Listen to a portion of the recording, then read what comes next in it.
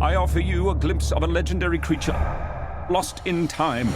I started out with this idea, and I wanted to do kind of like an Indiana Jones movie, but in stop motion. Sherlock Holmes as well, I love Sherlock Holmes, and I kind of wanted to do a mix between the two with monsters. I also had this idea of a lonely Bigfoot who had read about Yetis and decided to try and go and find them.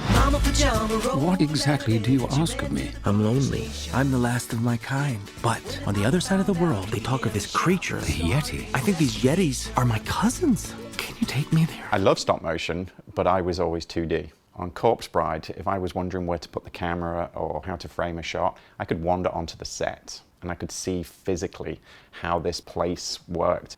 And I loved that experience. I loved what it brought to my own work. And so I never went back from there. I mean, the great thing about working with Chris is that he's got such a strong idea of what the movie is. And as technicians, we're really here to kind of serve his vision. There was one drawing that I'd done of Mr. Link very early on, which became known as the hairy avocado. Actually, I go by Susan. The puppet department, they worked really hard in trying to like keep this silhouette. This is something that people like to see. Oh yeah, it's gruesome, huh? So this is from a 3D printer, printed out in color, and for every frame of the movie, you are seeing different faces. And that was unique to our movie, right? Yeah, that was the first time we'd done that. Bravo.